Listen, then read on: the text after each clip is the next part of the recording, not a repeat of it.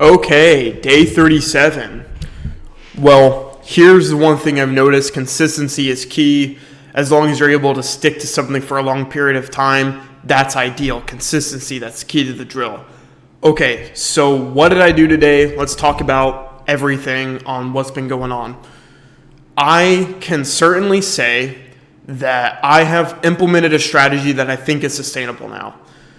Now, before we end up thinking too deep about it, let's talk about those clients, those buyer clients I talked all the video yesterday about. I followed up with them asking, what time on Thursday do you want to meet? And I haven't heard back from them yet. I haven't gotten a response from them yet. I'm a little nervous, but fret not. I got more leads in the pipeline. I got more opportunities, but this does not rule them out at all. They're likely maybe looking for other times to hang out. Or other times to meet me for the appointment. And we're going to go ahead and follow up with them again tomorrow. So I'm not too worried about that. I'm not going to get worried until it gets around Wednesday and I don't hear back from them. So I think we're going to be just fine right now. But anyways, through the first 3 weeks, especially being in real estate, I felt like I kept growing and knowing a lot new things, to the point where it felt like sticking to a strategy wasn't sustainable. I was just learning new things every day, and I had so many growing pains with that. I couldn't stick to something. Well, I can now certainly say that this is a proven strategy of what I'm doing right now, and we're going to talk about it in this video. Okay? So, to start things off, reaching out to for sale by owners in the morning is ideal. Okay? So, I text 10 for sale by owners every day. And now I'm starting to call the ones that I've texted last week. So I'm calling 5 FSBOs and I'm texting 10 new ones every single day. So that means 15 contacts with FSBOs for sale by owners. What about after that? I'm doing a social media video every day. So whether it be an educational video, whether it be Market Monday, which I ended up making today, or it's a video showing a nice home. Either one of those videos is ideal. And on top of all that stuff, I'm going to be expanding on my content even more so as soon as I start to, know more about the market and everything like that. I'm also putting in more time actually meeting with people. So with one of the FSBO calls I made today, it was for a $2.5 million acre lot in Mooresville, I believe. A lot of agents contacted her company because it's farmland that's rented out, okay, and they need to get it sold. I was able to make a follow-up appointment with them. Next Monday at 11:30. Are they going to commit to it? I don't know. Considering they picked up the phone the first time, I think it's safe to assume they're going to pick up the second time. And when that time comes, I will schedule an actual appointment with them. So then it can be my listing, hopefully, right? Inform them, because here's the thing. They said they were willing to pay for a buyer commission. 3%? Dude, I'll do the listing. If it's $2.5 million, I'll do the listing for 1%. I mean, I'm not even kidding. I mean, like, if you do that, that's like $15,000 right there. That's after the commission split, right? So I would gladly just do it for 1% and then see if the buyer would be able to pay for the whole commission for the buyer's agent, right? So there's an opportunity to be made there, okay? That's all I'm going to say there. If I can get contacts with people through FSBOs and set appointments with them, then I'm going to keep finding those people like in Frankfurt. I'm going to keep making contact. I'm going to keep setting appointments. And listings are the name of the game. So even if these buyers are not fully committed, which it almost seems like they are, it's just the last thing we need is a time to meet. I still have a listing pipeline that I'm reaching out to right now. And on top of that, I'm following up with them via calls. So it's not like I'm like texting them and that's it. I'm calling FSBOs. Now, I'm not calling them depending on the time I contacted them. Well, I sort of am. I'm reaching out to the ones now that I contacted last week, but if their home has been on the market for a very recent period of time, I'm going to leave them be and follow up with them a week from now. Now, of course, you could say, well, what about if other agents take them over and all that stuff? Truth is, I think people who are so early on with the FSBOs and they have a lot of saves on Zillow and a lot of views, I don't think they are genuinely going to really want to work with an agent if they really do think they're going to get an offer or if they have multiple offers, right? So it's inevitable that converting FSBOs to clients is astronomically little, but that's why you do a lot of volume instead.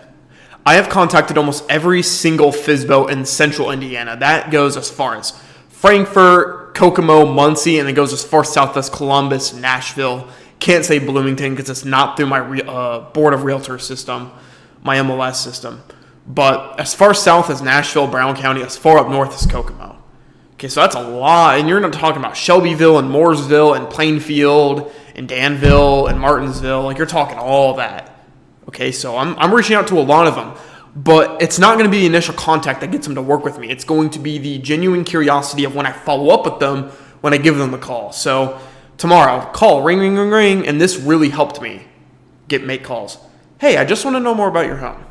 Or, hi, is this Bob with 123 Main Street? Yeah, this is Nick from Keller Williams and Carmel.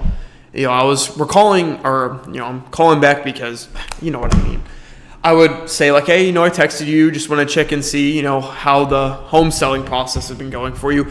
Genuinely just asking curiosity questions. I'm not even trying to get business from them, although people inevitably will feel that way just because you're calling them and you're an agent, right?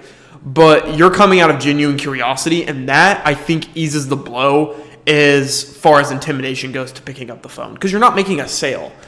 You're asking someone questions. You're offering them help. Think of it like that way. You're offering them help.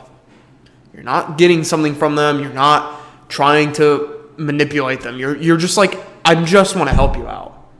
Because you do, right? I mean, like, you want to help this for sale by owner out because you know that you know the market more than they do and that you can market their home and net them the most money they need, but they need someone out there that's going to inform them that stuff on how having an agent is worth it.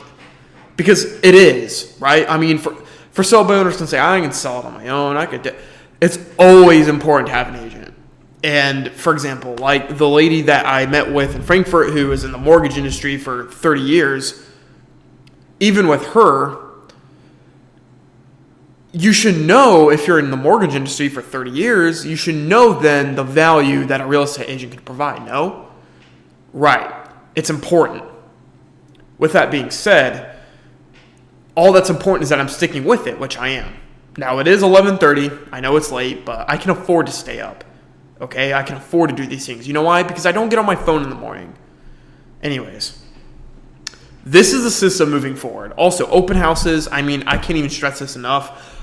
Open houses on weekends are still going to be a thing. And as a matter of fact, I'm going to start going for lower priced open houses simply because I think I'm more likely to find a buyer that's unrepresented.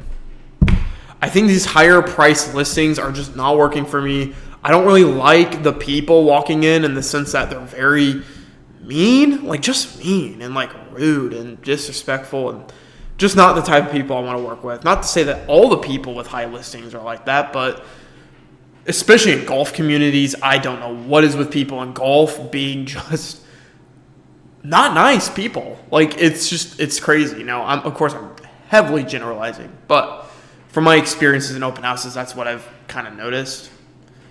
Not to say there's a correlation there. It's just something I found. But open houses on weekends. Lower price listings to find first-time home buyers, absolutely ideal. Younger people preferred simply because I feel like I can explain my value better to them than I could a 70-year-old who probably thinks that they know more than me, right? So with that being said, FSBOs, 5 days a week, 10 texts, 5 calls every single day. Lead follow-up afterwards. Social media on the second half of my day. So prospecting in the morning, marketing in the afternoon. Okay, so that's how I'm splitting down my days. Weekends, open houses, which is a factor of prospecting and marketing, right? Because you're putting out in your open house signs, you're posting it on social media, but you're also trying to find clients proactively, right? So with that being said, that's my strategy moving forward. I don't think I need to change that. I think I finally found the blueprint on what I need to do to become successful. Now, they said I need to make 9 more listing appointments. I already had 1. I need to make 9 more listing appointments to clear my goal this month. On top of that, I also have believed to have made not quite 100 contacts yet, but I'm almost getting there. I'm likely going to hit that by the end of the month for sure. 8 open houses. I already have 2. Of course, that's inevitable that it's going to happen if I do 2 a weekend. So we're on the right path. We're doing the right things. And again, I think we're going to be just fine. I have a coffee meeting with my great aunt tomorrow, and she's going to talk with me about open houses. So thank you guys for watching. I'm going to cut it a little bit short today, but I think we covered a lot in this short amount of time. So good night, guys. We'll be back with day 38, and I'll see you guys in the next video.